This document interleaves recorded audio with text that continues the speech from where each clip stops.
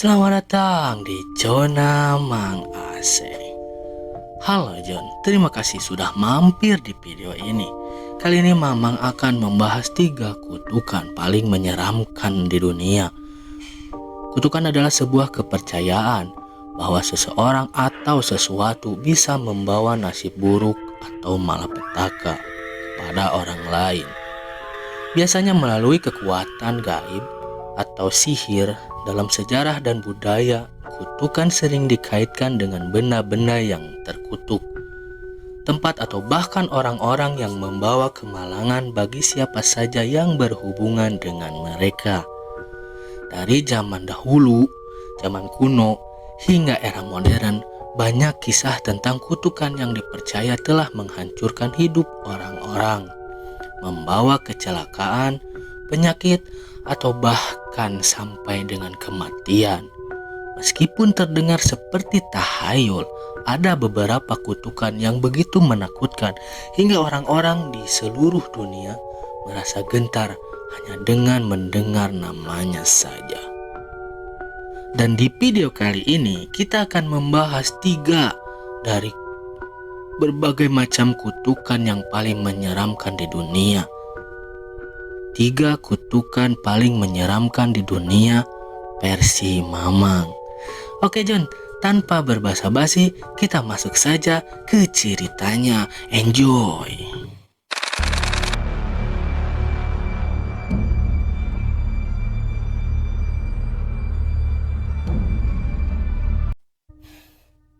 Yang pertama ada kutukan lukisan The Crying Boy. Pada tahun 1980-an, di Inggris dikejutkan oleh serangkaian kebakaran rumah yang tampaknya tidak bisa dijelaskan. Setelah api meratakan rumah-rumah, petugas pemadam kebakaran menemukan sesuatu yang aneh dan menakutkan. Satu benda yang selalu selamat dari api tanpa kerusakan, yaitu lukisan seorang anak laki-laki yang sedang menangis, yang dikenal sebagai lukisan The Crying Boy. Kebetulan ini terjadi berkali-kali dan orang mulai menyebutnya lukisan ini sebagai benda terkutuk. Lukisan ini adalah karya seorang pelukis asal Italia bernama Giovanni Bragolin yang populer pada tahun 1950-an. Bragolin melukis serangkaian gambar anak-anak menangis.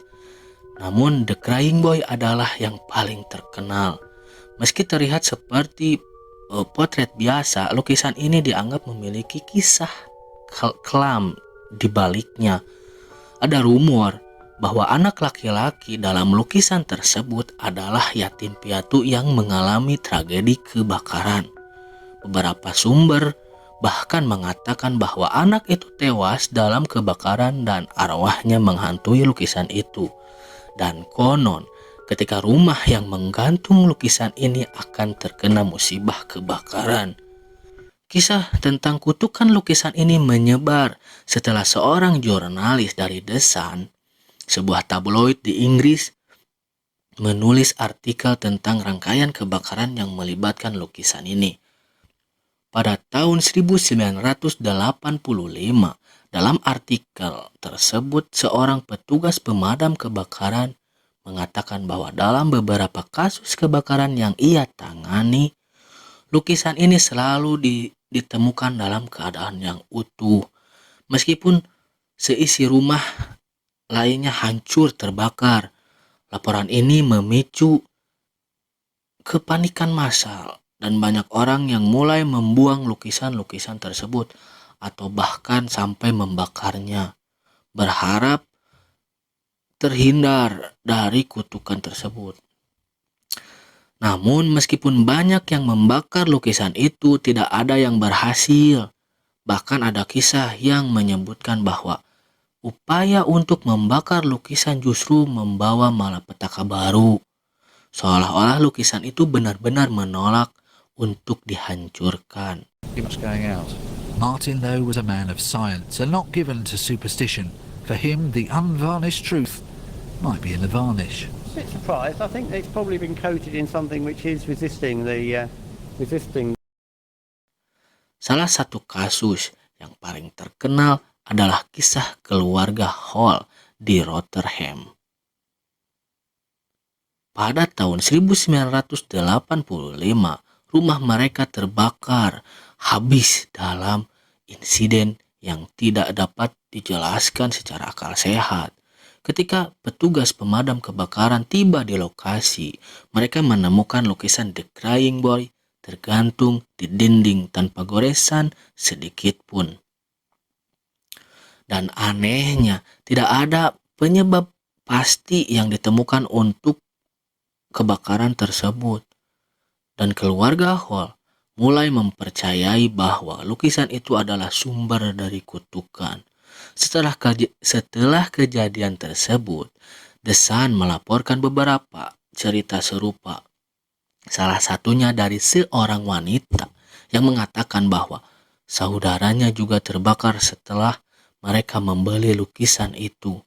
Beberapa hari setelah kebakaran, mereka menemukan bahwa satu-satunya benda yang selamat adalah lukisan The Crying Boy.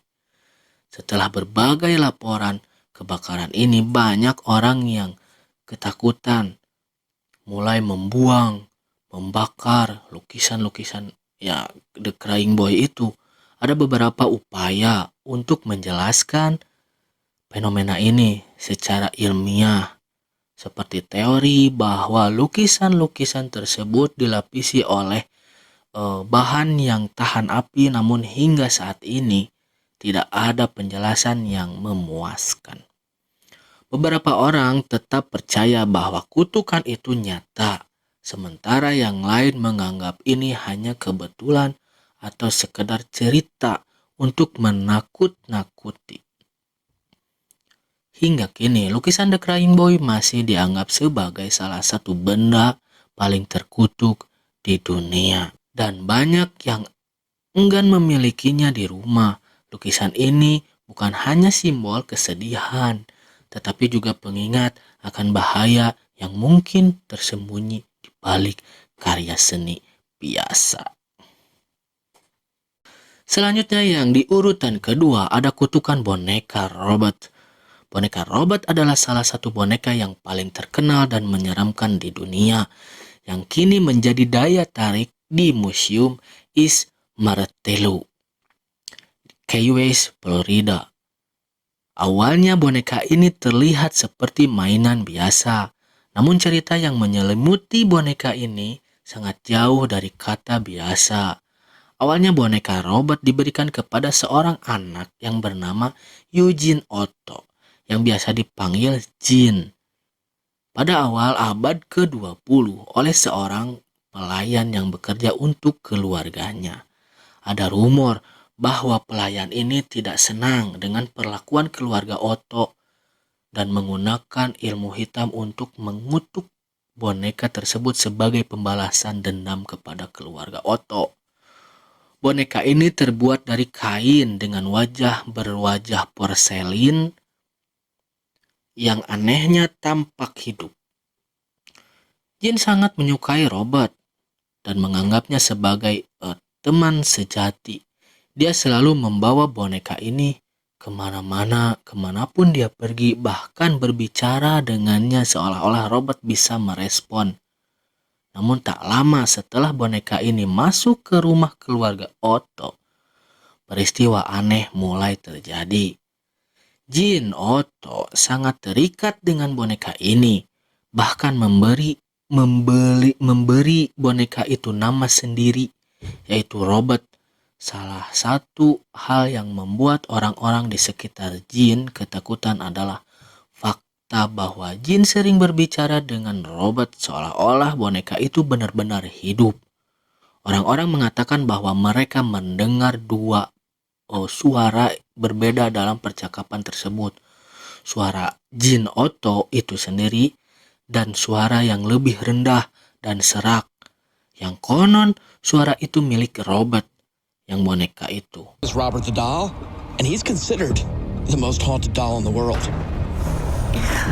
Oh, Robert. Here we are again.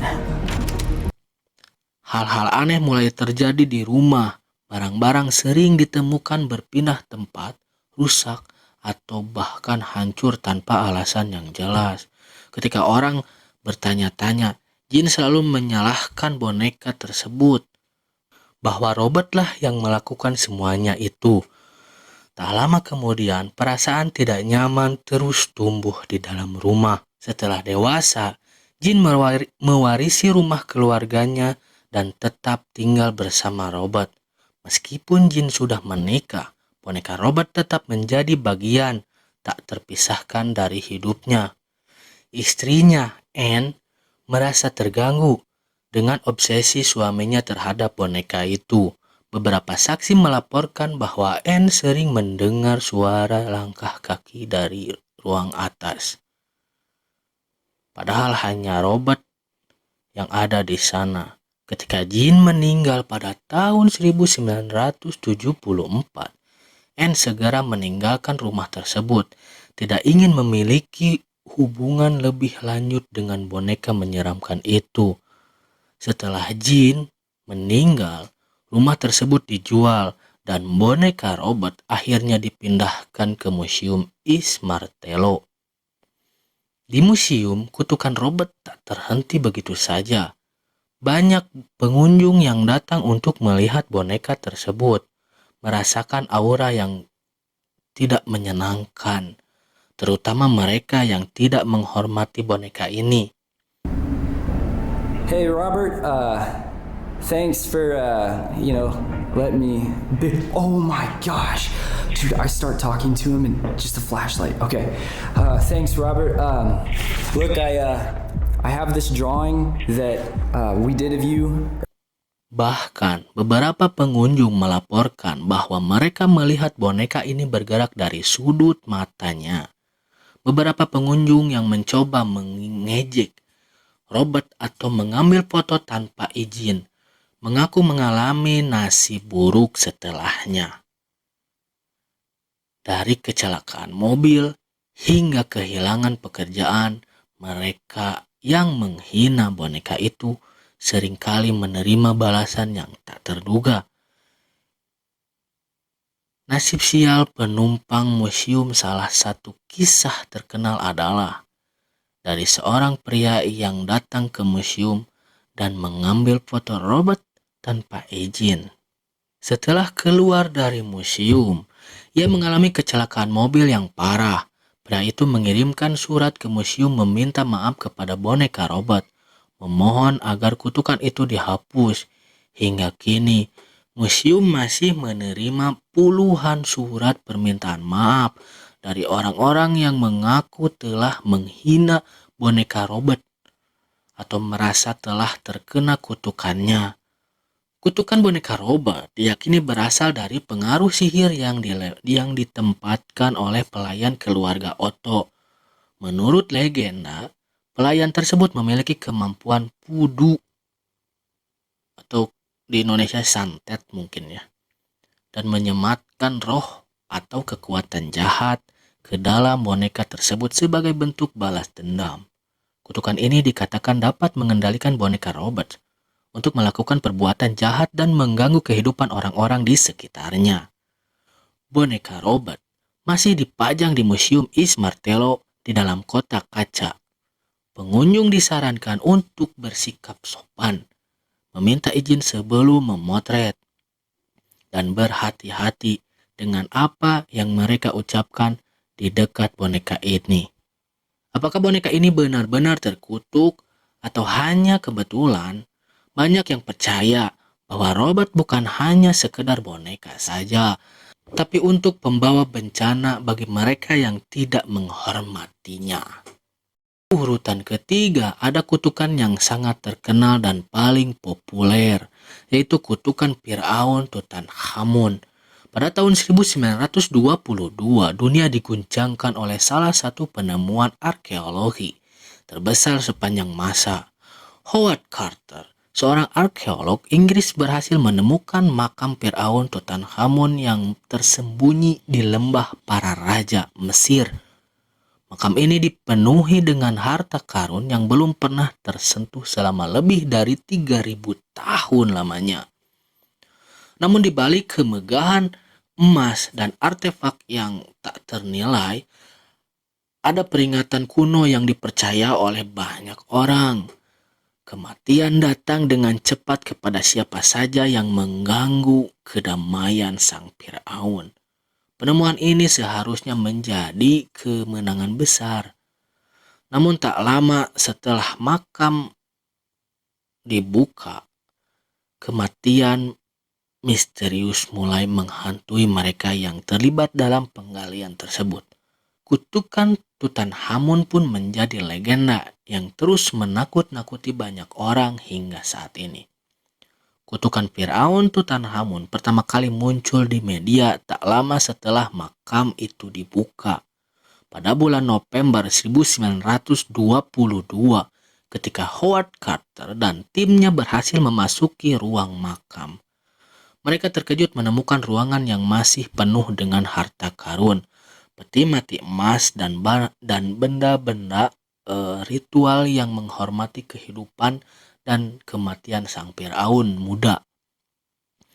Namun di dinding makam terdapat sebuah tulisan kuno yang dianggap sebagai peringatan bagi mereka yang berani mengganggu makam. Siapapun yang berani membuka makam ini akan terkena kutukan maut. Peringatan ini mungkin terdengar seperti cerita rakyat, tetapi serangkaian kejadian aneh mulai terjadi. Tak lama setelah makam dibuka, salah satu sponsor utama ekspedisi ini, yaitu Lord Carnarvon, meninggal secara tiba-tiba akibat infeksi yang misterius. Carnarvon adalah orang pertama yang masuk ke dalam makam bersama Carter, dan kematiannya hanya 6 bulan setelah penemuan tersebut, membuat banyak orang percaya bahwa kutukan itu nyata. Lord Carnarvon, seorang bangsawan Inggris yang mendanai penggalian makam Tutankhamun, adalah korban pertama dari kutukan tersebut. Beberapa bulan setelah penggalian, ia digigit nyamuk di pipinya. Luka gigitan ini kemudian terinfeksi, menyebabkan demam yang semakin memburuk, hingga akhirnya ia meninggal karena infeksi darah. Hal yang membuat kisah ini semakin menyeramkan adalah bahwa ketika tubuh Firaun Tutankhamun ditemukan, para ahli forensik menyatakan bahwa di pipi mumi tersebut ada bekas luka di tempat yang sama persis dengan gigitan nyamuk di wajah Carnarvon. Kematian Lord Carnarvon memicu ketakutan besar tentang kutukan kuno yang melindungi makam Firaun. Meski banyak yang skeptis, lebih dari 20 orang yang terlibat dalam penggalian makam dikatakan mengalami nasib buruk, termasuk kematian mendadak, penyakit, atau bahkan kecelakaan fatal dalam beberapa tahun setelah pembukaan makam tersebut. Arthur Mace, salah satu anggota penting dari tim Carter, juga jatuh sakit tak lama setelah penemuan makam itu. Ia menderita kelelahan dan penyakit yang tidak bisa dijelaskan oleh medis, hingga akhirnya meninggal dunia setahun kemudian. Kematiannya menambahkan daftar korban yang diduga terkena kutukan. Namun, kutukan seolah menghindari Howard Carter, orang yang pertama kali memasuki makam bersama Lord Carnarvon. Carter hidup selama 17 tahun setelah penemuan tersebut, tetapi banyak orang yang tetap percaya bahwa kutukan itu masih ada. Beberapa percaya bahwa Carter dilindungi karena dia menghormati makam tersebut, sementara yang lain berpikir bahwa kutukan itu hanya mitos yang dilebih-lebihkan oleh media. Walaupun banyak kematian yang terjadi setelah penemuan makam Tutankhamun, beberapa ahli berpendapat bahwa kematian-kematian tersebut bisa dijelaskan secara ilmiah. Beberapa teori menyebutkan bahwa makam-makam kuno mungkin mengandung bakteri atau jamur berbahaya yang dapat menyebabkan penyakit bagi mereka yang masuk.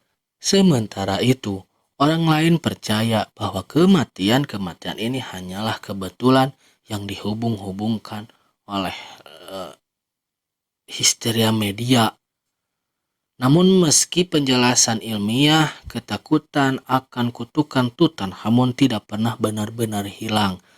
Hingga hari ini, makam Tutankhamun tetap menjadi salah satu simbol paling kuat dari kekuatan magis dan misteri Mesir kuno.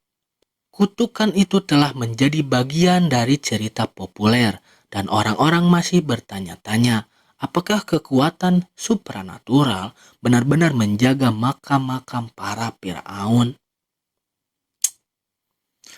Nah itu John, 3 kutukan paling menyeramkan di dunia versi Mamang. Meski kisah-kisah tentang kutukan dari The Crying Boy, boneka Robert hingga makam Firaun Tutankhamun terdengar menyeramkan dan penuh dengan misteri, banyak orang yang mencoba menjelaskan dengan cara yang lebih rasional.